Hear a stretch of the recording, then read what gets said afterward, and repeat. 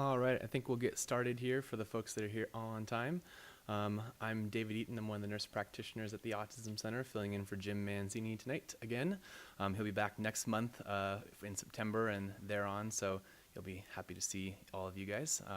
Tonight we have kind of part 2 of our summertime adult transition series. So last month, that video, we haven't uploaded it to YouTube quite yet, but it'll be coming up probably in the next week here, was finding a job, and then this is, keeping a job. So this is a nice kind of 2-part series. Tonight we have Abbey Lawrence and Gina Solberg. Before I introduce them, I'm supposed to announce the emergency exit there is closed for anybody in the auditorium here. Make sure you go out through the back there or up the side door there, and then out that direction. This is a non-exit, so don't go that way.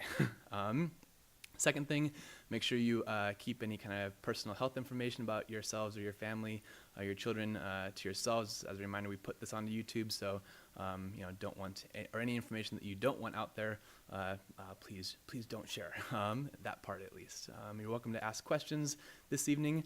Tonight we have Abbey Lawrence and Gina Solberg. Gina is the Director of Employment Services at Provale in Seattle. Provale is one of the employment services agencies. She specializes in customized employment and transition services. So she's been in the field of disability, developmental disabilities for 20 years. She's a board member of the Community Employment Alliance and the Academy for Precision Learning, 2 great organizations in our community. Also is a former board member of the Washington State APSE. Also, Abbey then is the Associate Director for the University of Washington Employment Program.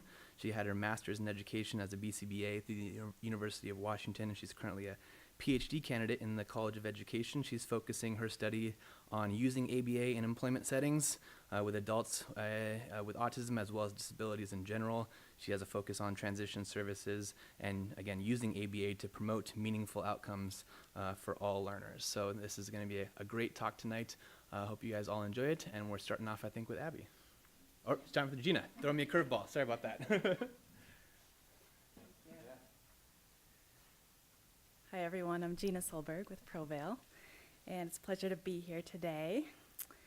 Let's see. So just start with a little bit of background. First I wanted to say, in addition with my background, we serve about 50 students with disabilities every year in transition services, helping students find jobs by the time they exit school. And those are mainly individuals with developmental disabilities, but we also partner with Microsoft, where we're working with individuals on the autism spectrum to get jobs to get jobs within Microsoft, often software engineer positions, jobs that require BAs. And we've had over 30 hires, and that's going to almost 40 after this last cohort this past week. So we do serve a variety of individuals across that spectrum. So for background, there's estimated around 50,000 youth with autism spectrum disorders that are turning 18 every year. The unemployment rate is about 63% of youth with disabilities, 8 years out of school. That's a little bit lower for individuals with ASD. That's about 55%. So there's a fair amount of underemployment, as well as folks working part-time. And so we know what individuals are capable of in the right environment with the right supports. So we know that there's a lot of room for that to grow.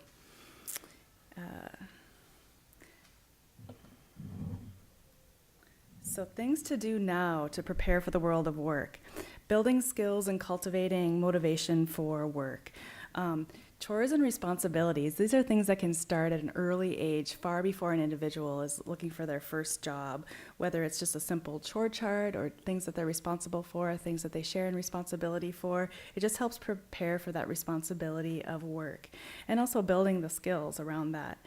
And also looking at the communication and scheduling support, whether it's how to effectively communicate with others and how to develop effective scheduling and transitioning so that people can be as independent as possible in work.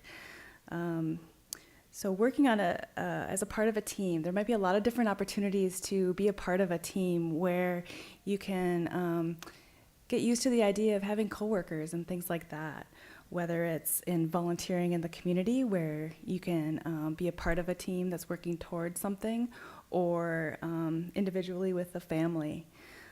That helps with some of the social pieces that can come in with work. So working towards a goal, there's a lot of opportunity with this for building opportunities for self-advocacy, where somebody's working towards a goal, something that they're shooting for, and really has ownership around that. That can be helpful when looking for employment as well, and also advocating for themselves in jobs. So we often are, as a service provider, helping people build upon their job goal and helping people ask for more hours and advocate for more opportunities within a job. But sometimes I'll find out somebody got new tasks or a new, more hours. And it's like, well, what did you do? How did you make that happen? Well, the person just went in and asked, you know, and that's the best thing, is when somebody's advocating for themselves. And sometimes it's as simple as that ask. And often they'll talk to a manager and just say, you know, I'm saving up for a cruise, or I really want to take my parents out for dinner, different things like that. And that really speaks to employers and having that self-advocacy skills to be able to do that. Particularly, you know, not everybody has access to a service provider. So being able to do that on your own can be really powerful. Opportunities to develop a professional network, whether that's through the community involvement activities, volunteering, using social media opportunities like LinkedIn or Facebook, things like that. When people are building their network, people find jobs through people they know. And so this can help with that. And through these community opportunities, they can gather references, letters of recommendation, build that professional portfolio that can help them when it's time to find a job. And we're bringing up these things even though we're talking about keeping a job, because there's a lot of work that can be done building up to that to really prepare for it.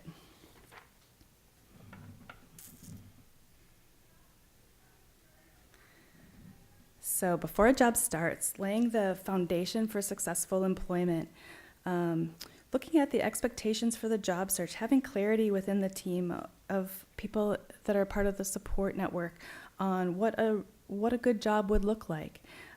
Is transportation need to be considered in terms of what that might look like? What kind of training might be needed for people to be as independent as possible with that? Basic things like bank accounts, state IDs, you know, you can come to the point of a job offer and go, oh, I need to bring what on day one? So a lot of those things that can be done ahead of time. And managing for different contingencies that can come up, whether it's looking at what would be appropriate assistive technology or communication support for the job. And then a really good solid discovery process can be helpful in finding a job that lasts. So this is really spending time with trying different types of work, exposure to different work environments, and developing that solid list of strengths and preferences and interests so that that job is going to be a good match. For us, it's all that starting work that can help with the best job match that leads to best retention. So the importance of the job match, making sure that it's in line with a person's goals. The necessary skills are either skills that people already have or that they could reasonably learn within the job. So there's room to be successful on the job, but also be able to grow within the job. And then looking at the setting and the environment, are there opportunities to adjust the environment in a way that's going to be most successful for somebody? And then where are the opportunities for growth, whether it's personal or professional? There's a lot of friendships that can develop within an employment environment, or professional opportunities within an employment environment. So often the culture and the type of business can be as important, if not more, than what the actual job tasks are. So the job opportunity is really, you know, any job opportunity is really a leap for anyone. But really looking at what are the non-negotiable criteria, have those been met before we get into a job, and where are the areas where you do really need to take a leap.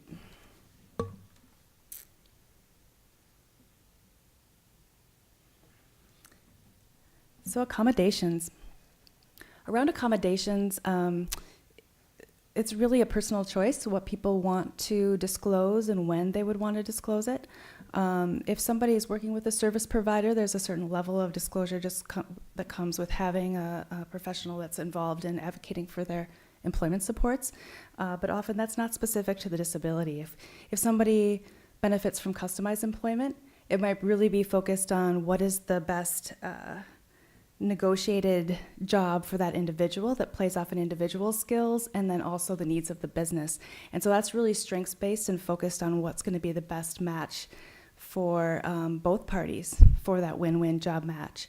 And you're often not talking about disability at all. You're just talking about what the person offers to a business and what the business needs. And all right, let's do that.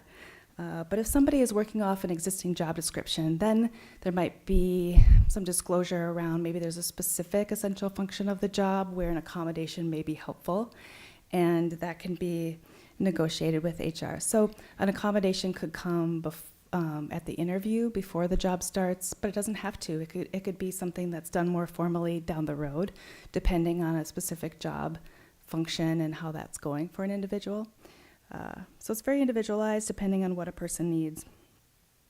So some examples of that could be in the areas of sensory support, time management, multitasking, social skills, communication, body movements. You know, we supported somebody who liked to focus on the work and then get up and hop about a little bit. And in some environments, that's not often seen as the best way to go.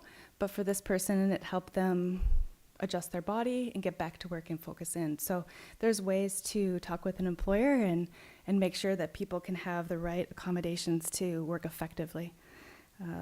Areas around stress management could be around a company's culture and policy. If those are the things that are a little more nebulous and less defined sometimes, might need a little extra support in those areas.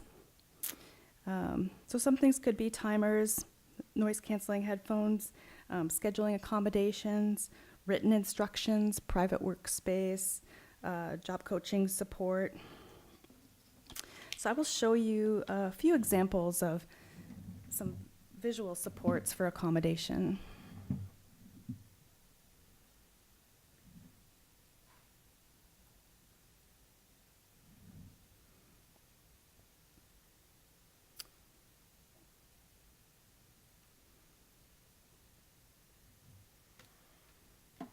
So here's somebody that has just a written task list, pretty basic, but helps them be able to just go through their work schedule a little more independently. Just getting my mouse through. And leaves room for if there's extra time, what do I do? You know, if this is a person that has a job coach, but maybe they don't need to be there every shift. Maybe there's a way that they were there at the beginning and then help with options for when they can be more independent down the road and troubleshoot those things.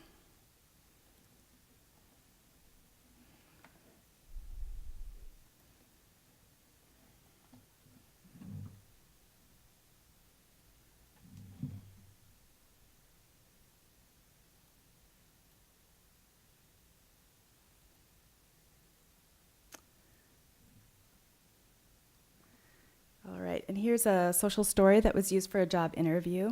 Could also be used for transitioning into new tasks and things like that, where we had some visuals and some walkthroughs on how to approach a new situation and be ready and prepared for it.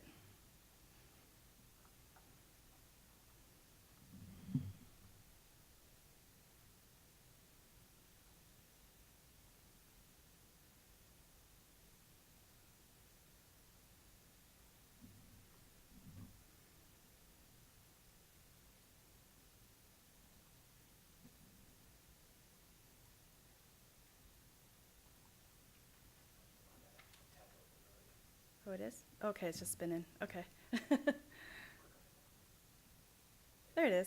Okay, so here's a communication log for an individual that is becoming more independent on the workplace, but it was important to be able to have communication between the employer, the coworkers, and the family, and around some key areas.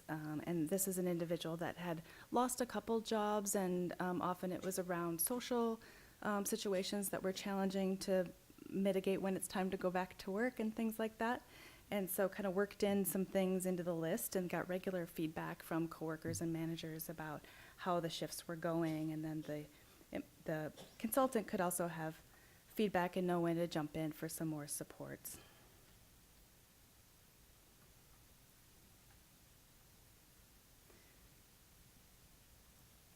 go. And this is down the road after somebody, excuse me, had been in a job for quite a while, but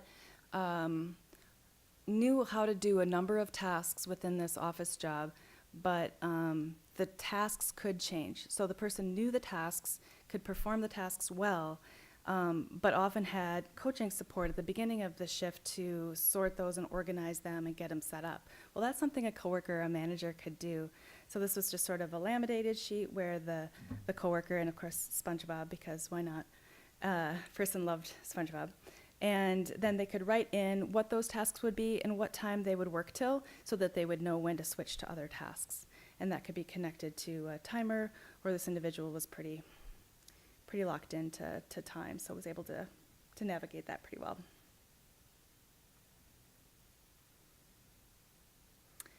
And then some other areas where it might be helpful to have some workplace aids, more high-tech aids. We do use a lot of laminators and Velcro, but there's lots of great apps that have been developed for different areas. So Sketch for around precision and accuracy. You can build in your own words and arrows and lines and things like that for exactly what you want to be focused in on with a specific job task. So we have an area for different printers where somebody in an office is filling up paper and printers and has that highlighted so that you could see specifically like what is the key thing they should be locked into. So it's not just the picture, but it has the highlighted information that's right there. Some time management options that can help with how much time should be spent on a task and help to be more independent in going between task and task. This is another one that can be helpful with a visual description. You could do a short clip that helps with information on what should be done with a specific task if somebody responds to the audio. This one, if somebody does better with videos, it can have, for that specific task, a short video of what that looks like as a reminder. This one is more picture-based on step-by-steps, what goes through with that task. And a couple of visual planning. There's lots of different options around that where you can checklist. And these are all the kinds of things that are really general that can be used by anybody. There's basic functions on all of our smartphones that can be really helpful, from the to-do lists to the timers. But these could be done with, bedtime routines, morning routines, coming home from school, and those things can be then translated into a work environment and would be really helpful in that area.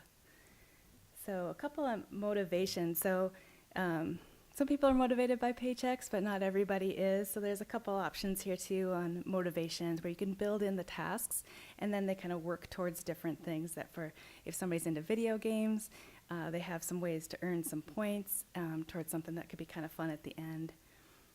And here's another option for that kind of thing.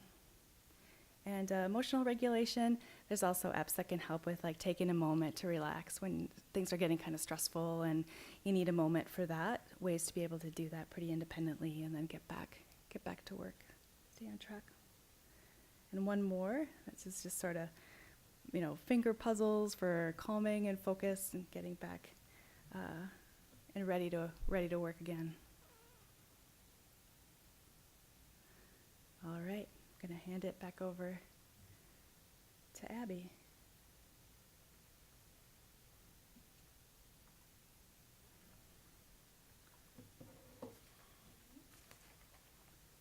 All right, so I'm Abbey Lawrence. I'm the Associate Director at the University of Washington Employment Program. And so I want to jump in with you on onboarding, but I want to highlight just a couple of things that Gina just spoke about, which are really, really important. So once you get to the onboarding stage with somebody, you want to make sure that we've thought about those antecedents that need to be taken care of to make sure that we're the most successful. So if you're going to be successful at keeping a job, this onboarding phase is really, really important. But if we haven't thought about that motivation of what helps somebody want to go to work and put those if it's systems in place or if it is just access to their bank account or whatever that is that helps somebody feel comfortable in getting to work, then the onboarding process is going to be pretty tough because it might not ever stick, right? And so we want to make sure that we have in place what's going to help for the long run that individual is still going to want to be going to work, right?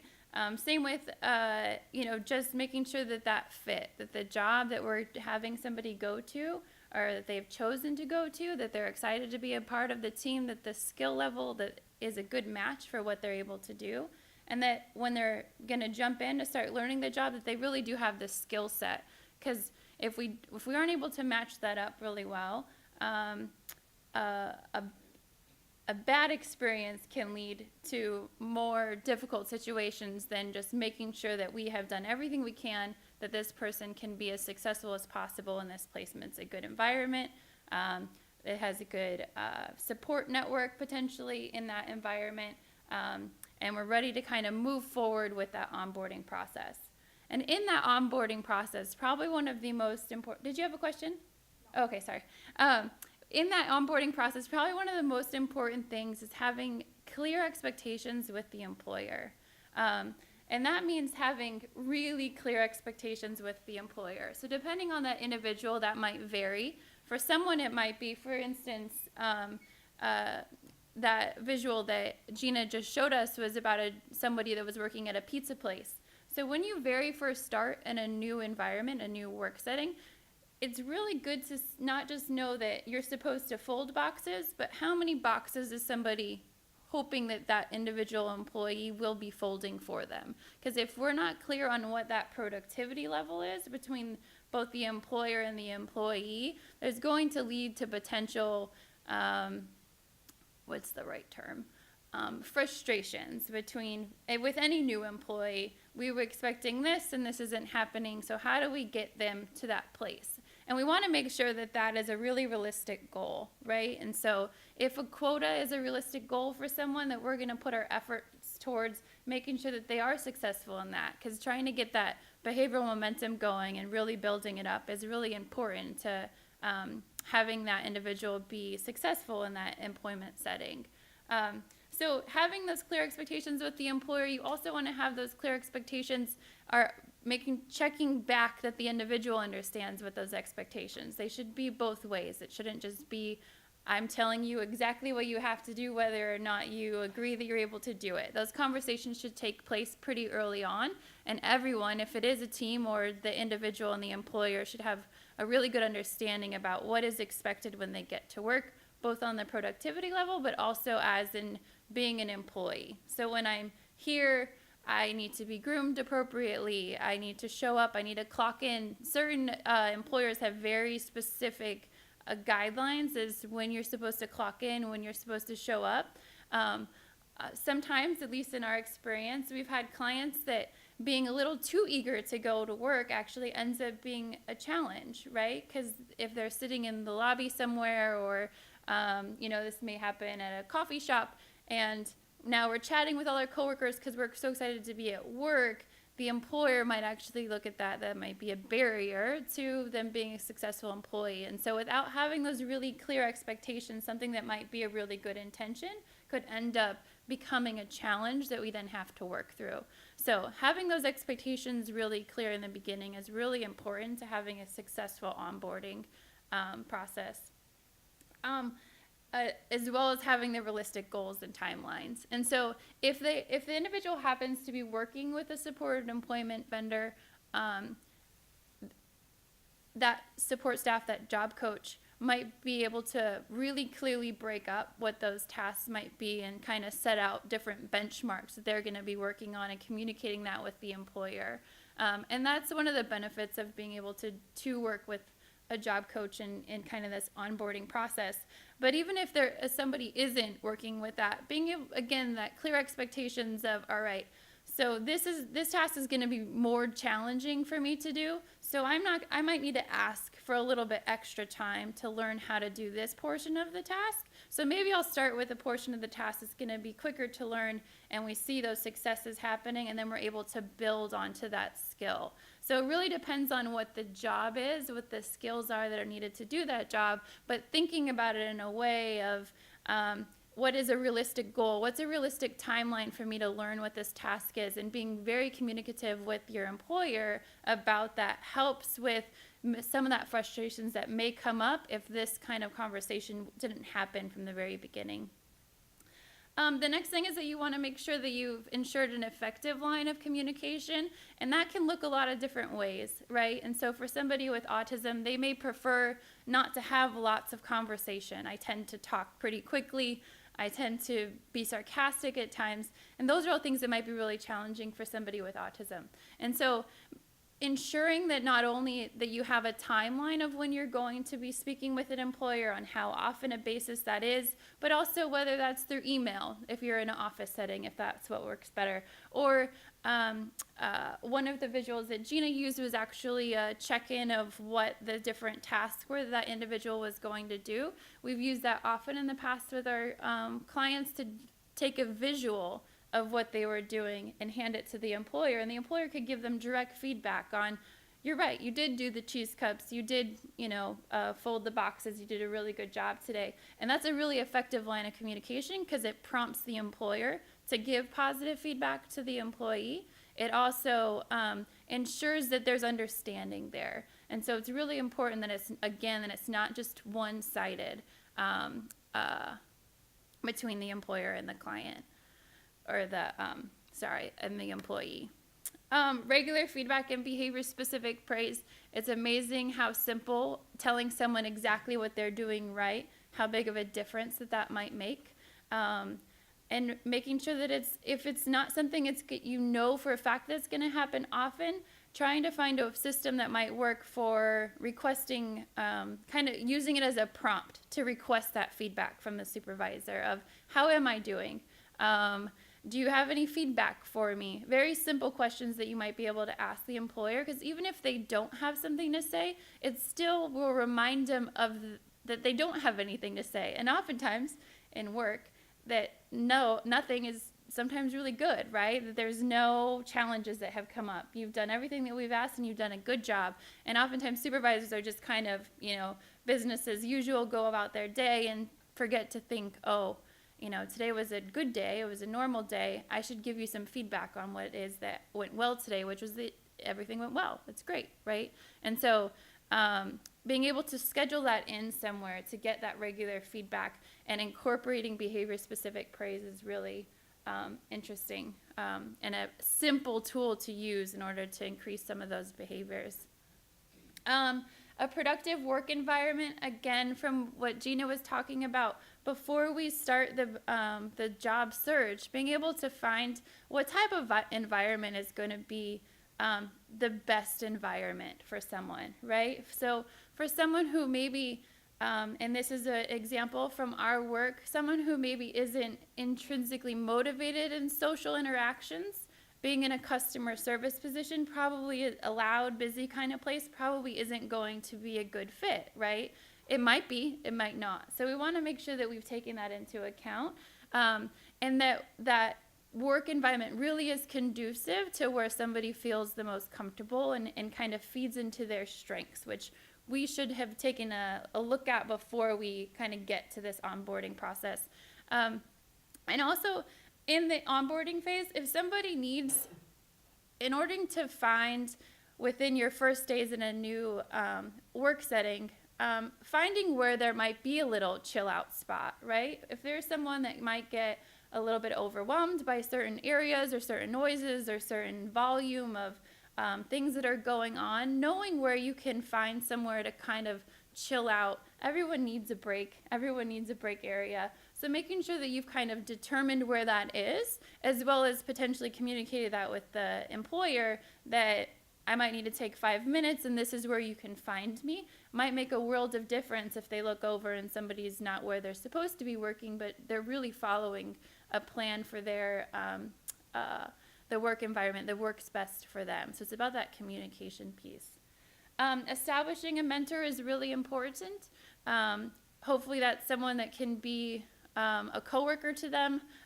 We all have coworkers and friends where we are, so we would hope that for someone with autism that doesn't change, right? We should be able to try to help create those relationships as best we can. Having someone that they feel comfortable asking a question to. Supervisors are busy, right? So, and at times you don't want to bother your supervisor too much because you might get in trouble for that. So making sure that there's somebody that has been identified within that work environment that could act as a good mentor for the person is really important to create that long-lasting retention for somebody in a new work environment. And understanding motivation, and I kind of touched on this already, and Gina had talked about it before too, but if I have no desire necessarily to be at work and there really is no reason for me to be at work and the work setting itself isn't really that interesting to me, I'm going to have a really hard time being successful in that work environment. And that's across the board, right? That doesn't matter if you have a disability or you don't. If you're not motivated to work, you don't have to work, and you don't like where you're working, I promise you, you're not going to show up to work. It just isn't going to happen, right? And so making sure that that understanding and motivation is there, that the employee understands what is motivating them and they've bought into what those goals are that they've set out for themselves is really, really important. And those simple kind of changes ends up making a big difference as far as the retention and all of the really, what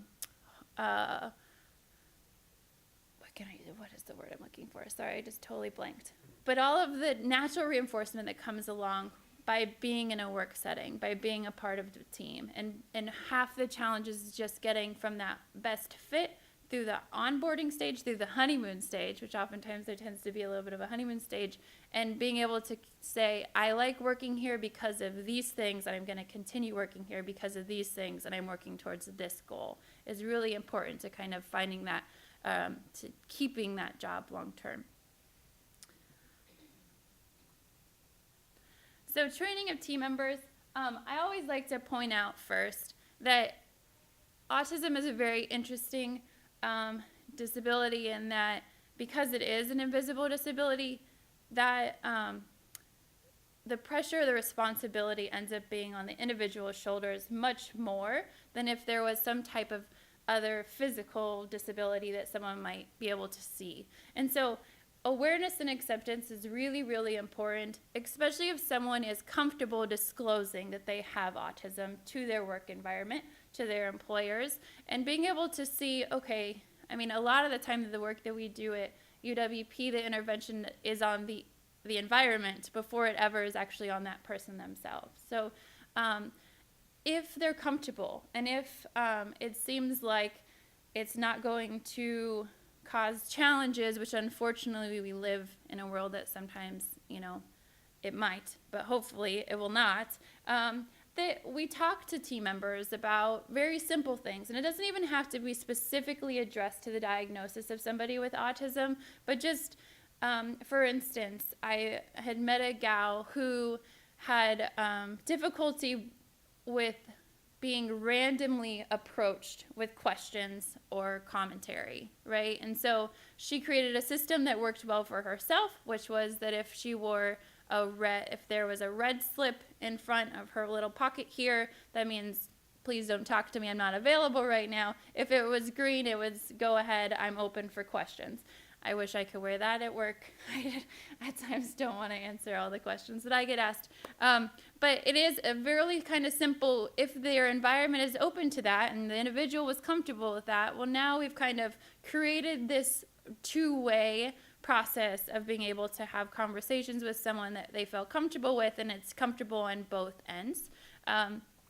Also, being able to just kind of get it out of the way. If somebody has interesting behaviors of if they tend to stem when they're excited or maybe having different types of vocalizations, if we just explain that up front and say this happens, and it's not really a big deal, and if, well, we wouldn't want to say if it's a problem, but just being able to explain that this sometimes might happen, and now it's not, I don't know what's happening in this situation. We've already gotten in front of it. It's already, this is, something that happens, and it is what it is. And so trying to create that level of acceptance within the work environment is really important to get beyond what little things that might come up that may cause issues down the road, potentially. And I don't like to say that that might cause issues, but we've seen it happen in workplaces where certain workplace behaviors come up that seem inappropriate for the workplace. And it's, we have to make sure that we have that conversation for people to understand, because if they understand, then it's no longer a workplace behavior issue. It's acceptance. the importance of natural supports and fading, or how to fade. Again, going back to the mentor that we talked about on the onboarding stage, if that's someone that could be a natural support for somebody in a work environment, we've already set that up from the very beginning, and that's a great person for them to go to for questions that they feel comfortable with. I have someone that I work with that I really like to talk to, and feel like if I'm having a bad day, I can say, "Oh, today's not a great day," and that helps a lot, right? Everyone should be able to have that. So if we're able to help someone build that up with where they're working, we're probably going to keep that job much longer because we feel accepted into that community and we are a part of that team. It's also important, as far as when we're training, to think about how we're fading it. And it goes back to when we've looked at what the skill or task is that we're trying to teach an individual to learn for their work, making sure that we've faded it out, that they're as independent as possible on that task when we're able to kind of say, "You're great, you're stable, you're doing awesome, way to go." And so some of the visuals that Gina had shown you, those checklists, it's a great way to fade out the support of whether it is a job coach that's working with them, or whether it is another staff member. But by increasing that independence is really important. And a simple way to do that is by providing a checklist or a visual or some kind of task that someone could walk themselves through to make sure that they're doing all the things that need to happen. So training of team members, again, making sure the individual feels comfortable in this setting. That goes back to just part of being that team, right? So if we set it out that they feel comfortable, that they're part of the team, it's going to be much easier to troubleshoot if problems come up down the road, because you feel comfortable there. You want to be working there, right? So some tips for some of the stuff that may come up that you might want to ask when working on training of the new skills. So requesting in advance warning of meetings or meeting topics. This goes back to if you're uncomfortable with abrupt kind of conversations or questions, being able to have a heads up beforehand might help kind of ease some of that anxiety that might cause. Succinct instructions or feedback in writing. If we have the communication preference already kind of worked out with the employer, then that's something that definitely can benefit the individual. And discuss the role of the job coach, if applicable, to the whole team, right? So if somebody's working in an employment setting and they do have a job coach working with them, making sure that the staff also recognizes who that job coach is, but recognizing that it's not solely the job coach's job to be the only one with a relationship to that individual. So by being able to create as great of an environment to really have the individual be a part of the team and not only go through the job coach, you're going to have that much more long-lasting employment opportunity, rather than it being, I'm not sure what John's doing, I need to call his job coach, when oftentimes what John's doing is something very specific to that scenario that can be addressed very quickly just by asking. And so again, that awareness and acceptance piece is so big when you're thinking about the team that the individual is working with, and making sure everyone is feeling comfortable, especially the individual in that setting. Yeah. I think fading. There you go. Sorry. The fading kind of idea is a really important one, and I think from a BCBA perspective, that's a buzzword. But can you talk a little bit more about that for some of the folks that might not understand that concept as well, or just to really kind of drive that home? Absolutely. Yeah. So, and specifically talking about in the support employment world with somebody that has a job coach, the job coach would be there in the beginning and create a training plan. So I keep going back to the pizza example, and not that it's just one job that somebody might have. And so when you first go in, I'm going to chunk it out that if my job at this pizza place is that I'm going to fill my cheese cups, I'm going to fold boxes, I'm going to wipe tables. As a job coach, I'm going to have a very clear plan of how I'm going to teach each of those skills. And in teaching those skills, I'm going to have a timeline of how long I'm going to be doing that for. And towards the end of that timeline of where we are in that skill in learning the skill, we want to make sure that if something needs to be in the place other than me as the physical person that's there helping teach this skill, then that's available, and we are planning for that. And so one of the ways that Gina was able to fade with that example is that instead of the individual being there, they were able to teach the employee to use the checklist when they finished each of those items to move on to the next task. And so that's one way of being able to fade. Now, instead of the individual being more dependent on me to know when to move on, they're becoming more and more independent with the help of this checklist that the individual is actually checking off themselves. And so that way, as the job coach, I'm able to create more distance, do less time being there physically to potentially prompt somebody in learning that task, but they've truly learned it themselves and we're able to really step out.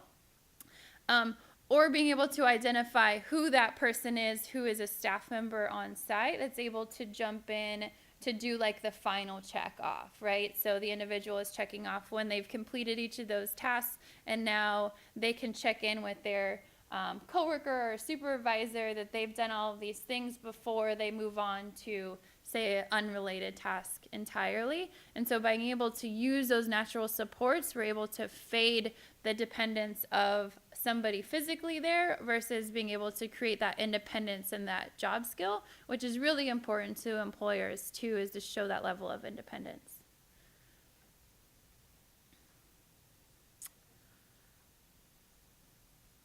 And communication.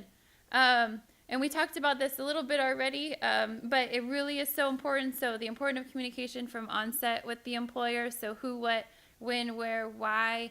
The more details it really is, the better. If the employer doesn't have an answer, follow up with them.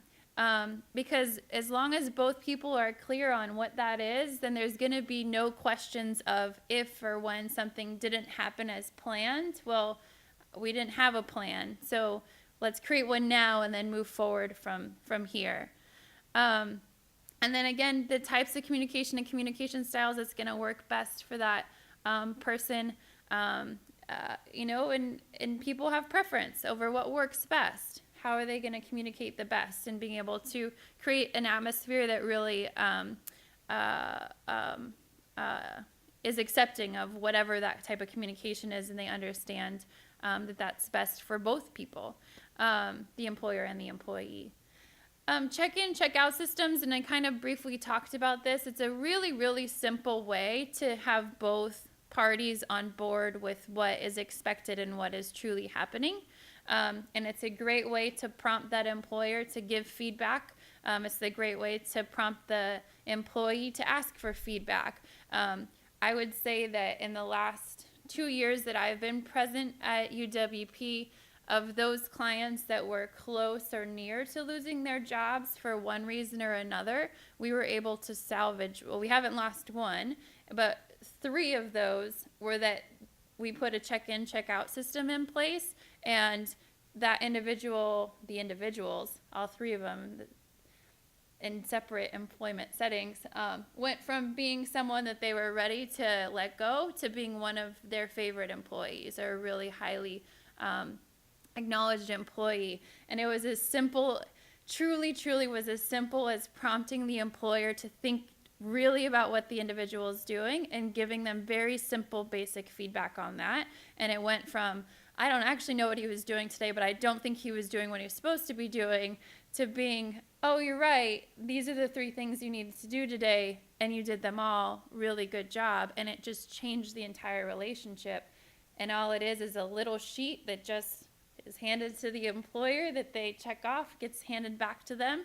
And sometimes a thumbs up, sometimes a verbal feedback. It really just depends on what the individual needs, and it makes an amazing amount of difference. So that's how you do a check-out. What does the check-in look like? Well, so the check-in would be at the very beginning of the person's shift. They may go to their employer, and if it's not the same thing that they're doing every day, they may ask if there is something different or something new. many of the clients that we work with are within some of entry-level positions where, like in a grocery store, that looks different every day, right? Or at a restaurant, the different needs change every day. So by checking in, it's, hey, I'm here. Hi, how are you? Simple, just simple information that's shared, but then also a clear way to go back to them and say, yep, this is what you asked me to do, and I did it. So the work session begins with looking at a list of what to do today, Correct, yeah. and then at the end of the work period, the same list with thumbs up, thumbs down, or that's a different piece of paper, or what? How do you do it? So I have to repeat the question. I have to repeat your question. So the question is, what's the difference between the checkout versus check-in, as well as how does that kind of look differently between the two? And so the check-in might, it might be the same exact slip that they're handing back to the individual. The check-in sometimes might just be a verbal check-in of, it might not be written down on a certain, a slip of paper. And sometimes it might just be skipped entirely if the work you're doing is pretty routine. Then you might not need to do that check-in. I would say the key to the check-in check-out is that both parties feel comfortable with it. We've definitely had some checkout protocols that people felt like didn't suit them or felt younger than they were. So making sure that individual is, yes, I feel comfortable using this. This is going to help me, and not just putting it in place without making sure that both parties feel comfortable with what that is. And then the visual check-in systems, that might be, instead of just a written version of this, that could be that it's actually images that you're using, just depending on the individual's needs and preferred communication styles.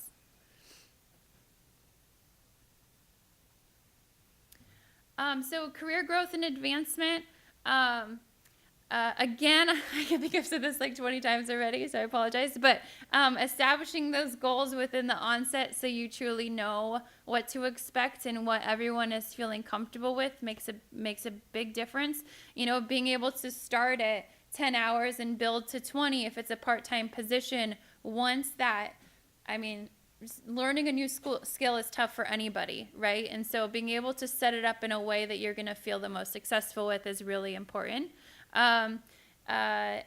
Or doing it based on just what those tasks are, right? So I feel comfortable taking on a quarter of this for right now, and in a month, let's grow to that next section of what this job would entail, and being very clear with the employer from the beginning that that's the way that you'd like to approach it makes a big difference. The other thing is to make sure that you are revisiting the goals with the supervisor.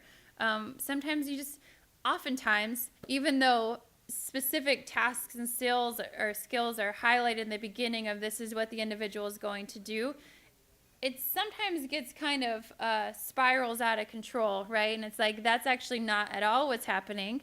That's just what happens in business sometimes, right? You were scheduled to do, or you were asked to do task A, B, and C, and you ended up doing G, H, I.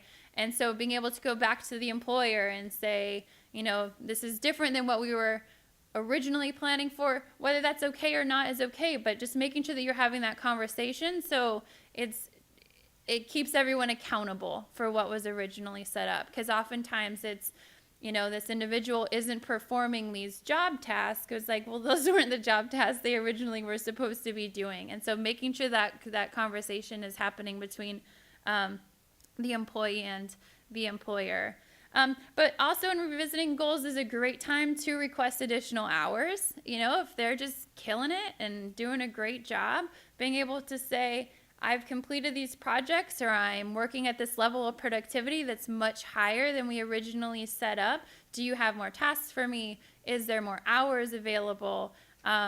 It's unfortunate that the statistics are that most individuals with autism are underemployed, and so most are working either part-time or less than part-time hours. And so by having really clear goals with the employer early on prompts you to have a really clear conversation with them of, I'm doing all that's asked, how about I get something more, a new task, more hours, etc. Maintaining good relationships and good references. And I'm going to tie this also to leaving job on a good times. On good terms. There's just going to be a time that maybe it's not a good fit, right? We see a lot of employees that have a lot of change in upper management, and it's amazing what those little changes trickle down effect can really affect someone who's been stable and learned their routine and is doing a really good job, and all of a sudden now we've changed what our boss wants, and it might just end up being that this isn't a good fit anymore, right?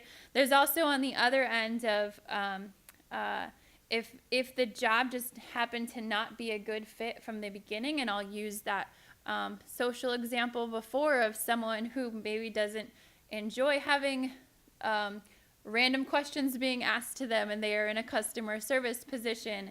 That person's only gonna feel comfortable in that job for so long. And so there is gonna come to a time where maybe it is best that we look at a different job, and we're able to look at what from this experience will help build upon my resume, right? Like, I started as like a bagel girl, like just spreading cream cheese on a bagel. And everyone kind of has those entry-level positions, and I learned a lot from that job, and it was definitely time to move on when it was time to move on from that job. And so, especially in our position as job coaches, we want to salvage positions as best we can, but it's also really looking at the whole picture and really saying, is this what's best for the long-term goals for this individual? And if it's not, being able to leave on good terms rather than just letting it kind of fall apart is really important. Because if you have a couple reference letters or someone's willing to say, John worked so hard for us, even when he was in scenarios that we know he wasn't comfortable in, he still tried his hardest, that's going to go really far for the next job that he's going to get. And so knowing when it is time to kind of end is a really important conversation to have, that you can have everybody on the team have with the individual. But by maintaining those good relationships and the good references, it's about that career growth, right? So we're looking at it long term, and you were able to stick there, and you have a 6-month, a 9-month, a 1-year, a 5-year on your resume. Absolutely. Let's try to see what that next step is. Just because you have one job doesn't mean you should be there forever. Everyone should be able to have advancement and career growth. But before you leave, ask for that letter of recommendation, right? Because you want to make sure that you have it. And that they're willing to be a reference for you, because it's really important. So we have some retention stories. And so just some examples of employee successes, and just it being in my nature of being a BCBA. A lot of my examples are for those clients that we kind of had to go in and help salvage a position that maybe from the very beginning wasn't a good fit, which is why I think even though this is the keeping a job presentation that we wanted to start it out, there are so many things that can be done from the very beginning that you don't get to the position where you're trying to create it to be a good situation, when you could kind of control for a lot of that stuff from very early on. So I already talked about communication plans, so I won't talk about that too much, because I feel like I really nailed that one for a while now. The schedule boards, it's for some individuals with autism, changes in routines are difficult, transitions are difficult. So if we're able to plan as much as far as ahead as we can to have that information, I like to know what I do all day, every day. When I have like downtime, I have a really hard time with what am I supposed to do right now, right? It's a typical work mentality of knowing what's going to happen next, what are you going to do next? And so being able to build that in is a totally normal work accommodation, and it really does help lead to longevity in employment. Oftentimes downtime leads to some distracting behaviors And so trying to control for that as much as possible is important. I'll run through these and then I'll give you guys my specific examples. Task lists, we use task analysis all the time. It's just the breaking down of that skill. So whether you're using it in terms of teaching a skill from in order to finish this skill, we have to go through step 1 through 10, like we see in a task analysis, or it's in my workday, these are the things that I'm going to do, right? And so they both serve kind of different purposes, but they both definitely help as far as providing structure to somebody's work environment. And environment adjustments, like oftentimes it's not even within, we need to stop requesting the individual to make the changes when it's actually really a lot of this outside stuff. A simple intervention within the environment can lead to a huge change for somebody in a work setting. And so thinking first, what can I do to the environment that might be causing this before I try to put the pressure on the individual to change what they're doing, because oftentimes there's a reason behind it, right? And so trying to create environmental adjustments makes a big difference.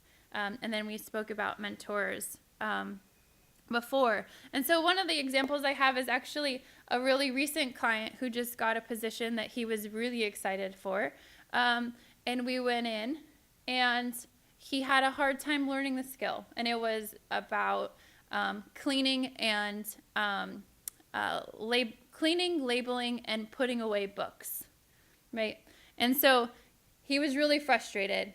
Pretty bright guy, really able, really excited to work, completely motivated to be there, was excited to be a part of the team. And so we went out and took a look. And it was one of those environmental adjustments, right? The label of the cart made no sense to where the books were going back to.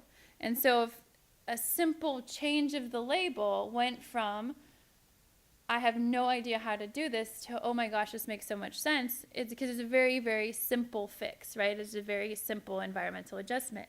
In addition to that, we used behavior-specific praise, which I had spoke about before, on making quick decisions, right? It didn't need to be 100% accurate because there was some room for error there, but it did need to be quick. There was a quota that needed to be made in a certain period of time. So by just making a very simple change to the environment, plus giving the behavior-specific praise on that one behavior that we were really looking for that productivity level, because we had a clear number because the employer told us this is how much the individual needs to do.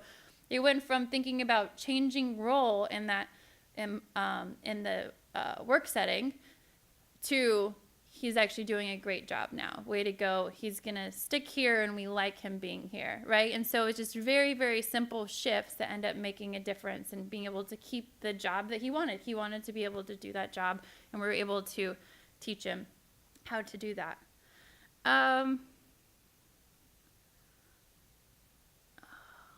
Now my writing is so hard to read.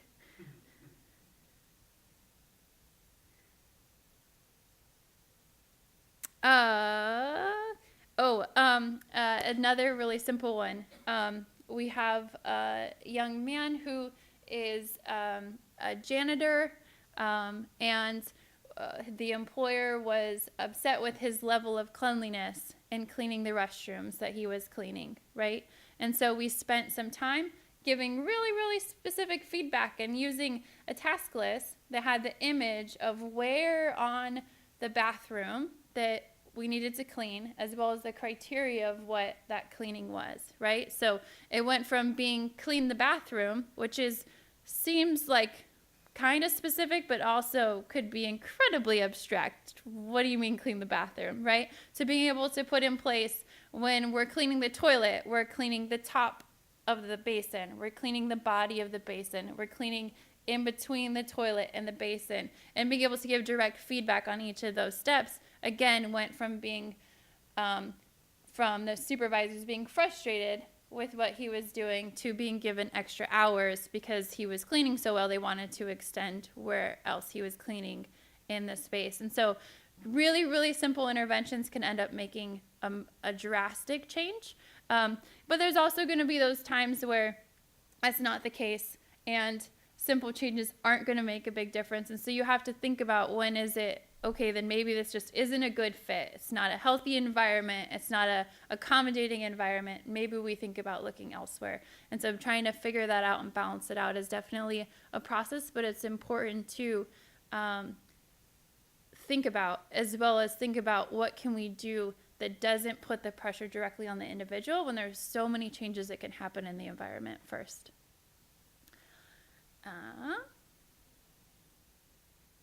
So we have just a couple resources here, and they also should be on your handout that you have. And I think that's it. We can take some questions. Yeah. I'm curious what the 411 resource. Oh, the last one. I can speak to that one. Yeah. So it's kind of a workbook format, and so you go through a series of questions where an individual could consider different factors and disclosure to decide whether they want to disclose a disability and what aspects of that. So Is that printed or online, or what is that? it's a online resource that can be printed out as well.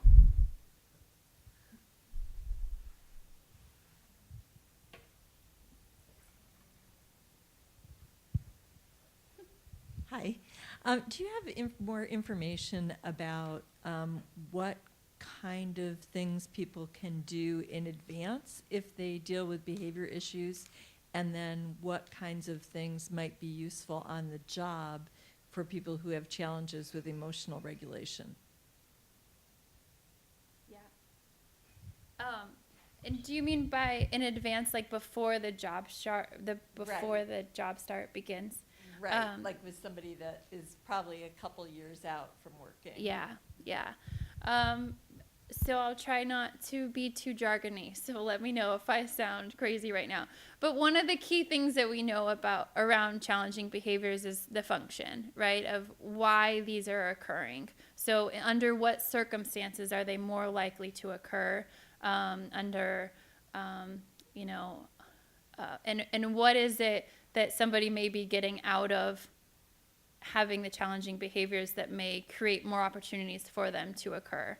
So if we have a pretty good idea on what those behaviors are, then we're definitely able to set up a plan for employment that can work around that, right? And so if the individual is motivated to work and motivated by work and motivated by the individual goals that they may have at work, that could, depending on the behavior, definitely help reduce those challenging behaviors from occurring. And that's just one level of it. The other piece is that you want to make sure that that the safety components are included as well, depending on the behavior. I mean, if it can be a safety issue, then making sure that there is a behavior plan for the individual feels comfortable with what's happening and being able to say, I feel myself escalating, I probably need to step away. If they're able at that level, that they're able to kind of recognize that. And having a really supported environment around them that accepts that that's the plan, right? And so to be able to create a really supportive and accommodating environment that helps reduce the opportunities for those behaviors to occur is going to be a good, at least starting out, you want to make sure that that's in place. And then it really just depends on what that individual behavior is and where they're at, and trying to dissect it that way much more in depth and individualized to the person. But emotional regulation is difficult. So being able to start with, trying to find ways that they feel the most comfortable, and being able to recognize when they are becoming escalated is key. And recognizing that and accepting that, and it being, whether it's a number scale that they feel comfortable with or whatever it is, but for the community around them to understand that, when I'm a 3 and I tell you I'm a 3, it means I need you to stop talking to me and I'm going to go walk away. And that's the plan, and everyone needs to be on board with that. And so it's kind of a two-piece. Do you have anything more to say about that? Yeah, just being able to communicate about it. Yeah. Yeah. Yeah. So it sounds like it's a combination. So it's a combination of the person learning to recognize in themselves what's happening, have a plan that they're willing to act on, but also having the employer be comfortable with this person is sometimes going to get to a level 3 and need to walk away. Yeah. Yeah. Okay. And so that supportive, accommodating environment is really important. And also having those successes, right? Both in the environment and outside the environment that reduces the opportunities for it to occur, so that the employer says, okay, and stops and lets them retreat to wherever's been designated, that's the area. And sometimes we'll see that just that level of comfort of knowing that it's available and knowing that the people surrounding you understand that helps reduce some of the anxiety of someone feeling like they may end up becoming out of, whatever the behavior is. I don't want to say out of control, but whatever may escalate to a certain level or whatever the behavior is. That alone, knowing that all these people around me are supportive and this is what my plan is, this is what I'm going to do, you might see a reduction of it just how it is. So that communication piece and just creating a safe environment is really important.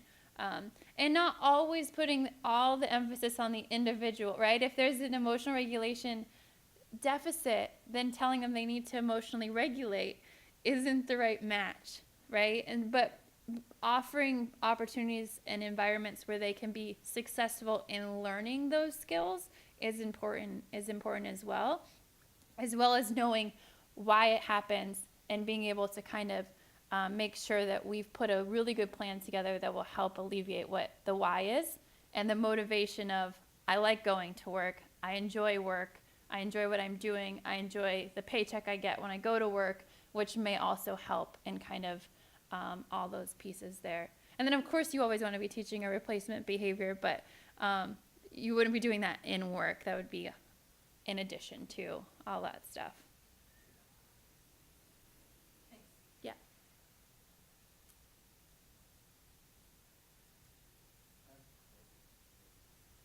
I have a question with the job coaches. If they're fading out, is there a standard process in place to, like, when things change, to kind of get more support from the job coaches, kind of bring them back more hours? Mm-hmm. Is that kind of a standard in the industry, or how does that work, if you know? Yeah, I mean, I think it definitely, it depends. Well, one way to answer the question is it depends with the funding for the job coaches, right? And so if it's an individual that's on a DVR contract, which is short term to stabilization, and then that job coach is no longer providing supports, it's important to reinstate with them so that you then would be eligible for those services. But then it's also important that that there's clear communication of, we're going to teach this new skill. I'm learning a new task at work. I might need extra support. And so it's whether that if your job coach is already doing regularly check-ins with the employer and the individual, then they should know that's coming up and would be prepared for learning a new task. Or sometimes for individuals that might have a hard time with transitions, the young workforce is also a workforce of aging parents. And there are a lot of changes that happen at home that affect when they're at work. And so it's another important time to kind of think of, wow, I'm actually moving out for the very first time ever to move into whatever the living environment is that they're planning on going to. This would be a good time to have extra touch points with that person, just that extra support if needed. And so that communication from the job coach and the employer, letting the employer know, hey, we're planning this big change, this big move. And so for the next couple of weeks, if we call out a few times, that might be what's happening. Or if I'm a little bit late, that's why. And so, I mean, most of the time employers can be pretty understanding to that sort of stuff. But getting it ahead of it and then being able to kind of plan for it is important for all parties involved. Did you have anything you wanted to add? Yeah, just that good relationship with the employer, so that if somebody has long-term support for job coaching, that the manager, if they want to introduce a new task, will just call the employment provider and be like, hey, can you be here next shift? We've got something new we'd like to try. Or just that at least monthly regular checkpoint with the managers to see when those things are coming so that we can adjust the services. Yeah. Thank you. I missed the part about accommodations to ask to disclose or not to disclose. Why is that an issue? Why don't you always disclose accommodations? I think it's just a personal preference. So some people don't want to. They don't want to take the risk of potentially having discrimination based off of that kind of thing. But so it's just an individual decision. And so that's why we just brought it up, is it's usually a conversation we'll have with an individual on what they're comfortable with and the benefits of disclosing and how that can assist people to understand folks better and put some things into context and be able to have some conversation about, like with regulation, that could be you're fired, you had this happen today. Whereas if they had been prepared for this might happen and this is how you can assist as the supervisor, that can be today wasn't your best day, but we'll see you again tomorrow. Have you seen it at the workplace where, because you didn't disclose, the employer doesn't be told they have to accommodate? Do they say, what, accommodations? No, I don't want this guy. I haven't experienced that. I think, there's certain standard hiring practices that are not very inclusive, whether it's online applications, personality tests, things like that are maybe unintentionally non-inclusive. But generally for the support services that we're providing, we're often talking about what the person has to offer and what that looks like. And so it doesn't get into a conversation that turns into I need to get my lawyer involved because you're talking HR talk now. It's usually just an understanding that this person has a unique set of skills to offer, and I see that your business has these needs, and what do you think? This could be a good employee for your company.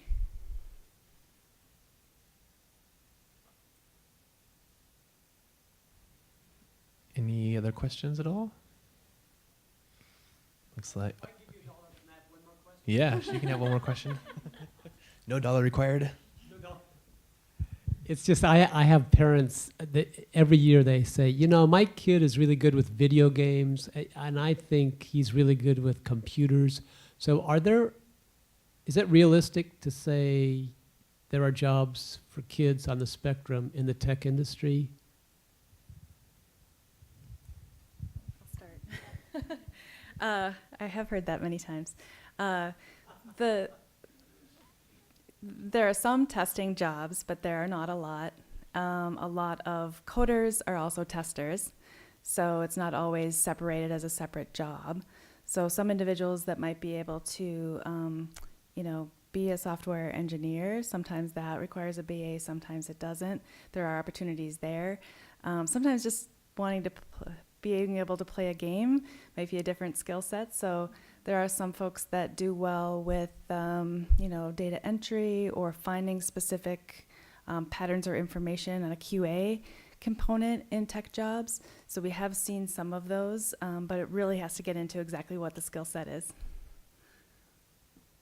Yeah, and I think one way to navigate some of those questions too, because we hear it a lot as well, is even if they're for an individual that would be a goal they're working towards, let's think about where we could start to be able to work towards that job. Because if we were talking about a younger client or younger kid, we need to build a resume to be able to jump into eventually having a career in that field. Lots of those jobs are kind of higher level jobs that you need to start somewhere. And so how do we find a career path for you that's in line, that this is your goal and we understand that, and let's work towards that while working on some really important work skills in the meantime, and working towards getting to that goal and building that resume is important to kind of lay it out as well. Sometimes we will do like a community-based assessment to talk Division of Vocational Rehabilitation language. And that gives an opportunity for people to go into a business and try out a line of work and see, are these marketable skills or is this more of a hobby? And sometimes distinguishing between the marketable skills and hobbies can be a way to go. I like taking pictures, but there's no way I'm going to be a photographer. So there's sometimes it's digging into that, whether it's through internships or volunteer experiences, and then figuring out the difference and working with somebody to sort out if that's going to be a vocational passion. I think there are parents who think that Amazon, Google, and Microsoft are saving jobs that people with intense focus will do well at, that nobody like Michael wants to do, but there are these spectrum-friendly tech jobs. But I guess that's not really reality. I guess there's not a reservoir of those kind of jobs. I found them to be the standard job descriptions, but really open to being inclusive in hiring individuals. But it often still follows the software engineer, the data scientist, the jobs that exist, and understanding those skill sets. I think Microsoft is one that I think has an autism-specific hiring program, but beyond that, there's not like an autism, jobs board kind of posting or something like this. Generally speaking, is that correct? Yeah, they do have on their website. There's a specific email address for autism hiring. They do have a specific autism For hiring Microsoft. program at Microsoft. But not like generally other. It's not like every company has that or something like this. Not necessarily, Yeah. no. Yeah, but I heard Microsoft jobs were in the cafeteria for the and I mean, they were not tech jobs. They were not tech. Yeah, they're definitely open to both, but it depends on the skill set, yeah. All right. Any other questions? If not, we'll give Abbey and Gina a round of applause. Thank you very much, guys. Thank you all. And like we said, next month we have, let's see, what is the topic? Looking at my list here. Oh, screening for autism spectrum disorder. So going from the adult side of things to the younger side of things and kind of early intervention approaches to that. So hope to see you next month, and thanks for coming.